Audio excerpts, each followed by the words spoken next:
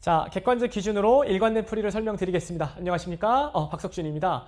여러분, 객관적 기준 2.0은 제가 도약에서 배웠었던 여러 가지 기출, 그러니까 평가원이 제시하는 기준대로 설명을 좀 드릴 건데, 객관적 기준 2.0은 제가 강의 생활하면서, 강사 생활하면서 인터넷 강의하기 전에 아이들이 많이 질문했었던 지문들. 아시겠죠? 즉, 많이 질문했다는 건 명확하게 해결되지 않았던 것들이 있었겠죠? 그것들을 좀 설명을 드릴 겁니다.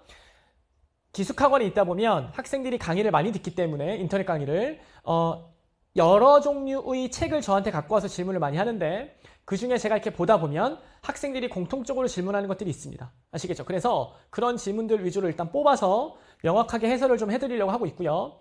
두 번째는 평가원 지문과 교육청 지문을 섞어놨는데 도약과 다르게 교육청 지문을 설명을 할 때 어떻게 설명드릴 거냐면 평가원스러운 것과 사설스러움이 섞여 있는 게 교육청이기 때문에 제가 객관적 기준 2.0을 하는 이유는 여러분들께 우리가 하는 공부에서 사설스러움을 알 수 있는 힘 자체를 길러드리고 싶은 겁니다. 그러니까 객관적 기준 1.0은 시작에서 배웠던 것들을 정제된 문제를 통해서 직관적으로 바로 공부할 수 있는 것들을 설명을 좀 드렸다면 객관적 기준 2.0은 문학 중에 사설틱하게 문제를 내는 것들을 교정해드리고 싶은 거예요. 그래서 평가원 기출과 사설틱함을 비교하는 방식으로 수업을 좀 많이 할 겁니다. 아시겠죠? 그래서 자, 첫 번째 강의는 맛보기로 보시는 첫 번째 강의는 아이들한테 질문을 많이 받았던 지문이고 두 번째 강의와 세 번째 강의는 하나는 2018년 수능, 하나는 2018년도 7월에 나왔던 모의고사인데 출제도가 똑같습니다. 똑같은데 하나는 사설틱함, 하나는 평가원 틱함.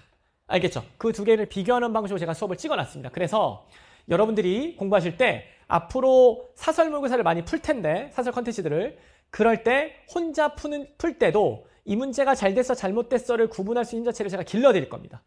아시겠죠? 그걸 길러드리기 위해서 만든 게 객관적 기준 2.0이니까 도약으로 평가원스러움이 뭔지를 명확하게 학습하시면서 사설틱함을 얹으면서 수업하셔야 됩니다. 아시겠죠? 그러면 나중에 EBS 수능 특강을 공부하실 때도 수능 특강도 결국은 사설이거든요. 그러면 사설틱한 문제가 갖고 있는 문제점을 보실 줄 알아야 돼요. 그 눈이 키워져야 공부를 단순히 사설을 무지성으로 풀지 않습니다. 아시겠죠? 그리고 분석할 수 있는 자체가 생기게 됩니다. 알겠죠? 오케이. 그래서 자, 일단 포인트는 자, 제가 강의 특징에서 우리가 가르쳤던 거 시작과 객관적 기준에서 가르쳤던 것들 감상의 적절성 문제와 밑줄친 시어 됐죠? 이거를 범주화하는 건 계속 연습시켜 드릴 겁니다.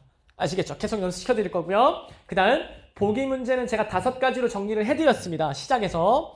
그리고 객관적 기준 1.0에서 계속 연습을 했고 도약에서도 그 5가지 안에서 설명을 계속 할 겁니다. 수능 문학은 5가지에서밖에 안 나옵니다. 보기가.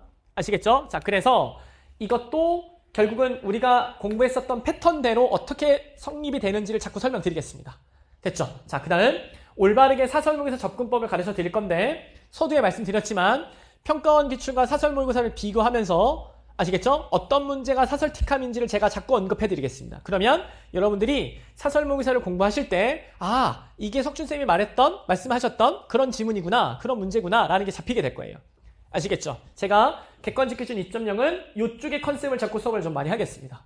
아시겠죠? 자, 그래서 고난도 기출을 이제 실전 문제로 갈 건데 포인트는 도약은 평가원만 넣어놨습니다. 평가원과 기출, 수능 기출만 넣어놨고 거기서 우리가 평가원에서 필요한 태도를 정립한 다음 사설을 보는 눈을 기르셔야 됩니다. 아시겠죠? 오케이. 자, 해서 보시면 아시겠지만 전국연합평가라고 목차를 보시면 전국연합평가가 훨씬 많습니다. 이게 결국은 교육청 모의고사를 제가 좀 많이 넣어놨고 여러분들이 다른 지문들, 사설 컨텐츠를 혼자 풀면서 논리성이 깨지기를 제가 바라지 않기 때문에 제가 풀었던 방식대로 일관되게 푸는 모습을 보여드릴 거고 그걸 보는 과정에서 사설틱함이 뭔지를 제가 설명할 겁니다.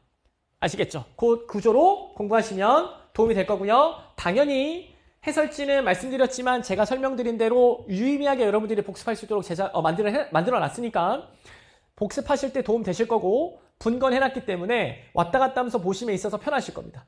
아시겠죠? 그래서 중요한 건 자, 메인은 도약과 연계를 하면 좋을 지문이긴 한데 여러분들이 시작과 객관적 기준 1.0을 안 하셨으면 문학이 좀 불안하다라고 하면 시작과 객관적 기준 1.0과 도약을 연결할 수 있는 공부 자체를 좀 하셨으면 좋겠습니다. 아시겠죠? 어차피 시간은 많기 때문에 벌써 아직도 UR평가원 보기 전까지 여러분들이 힘을 기를 수 있는 힘 자체가 중요하기 때문에 UR평가원이 끝나고 나면 제가 나중에 압축 버전을 다시 수업할 거니까 중요한 건 뭐냐면 지금은 힘 자체를 기를 수 있도록 공부하시는 게 좋습니다.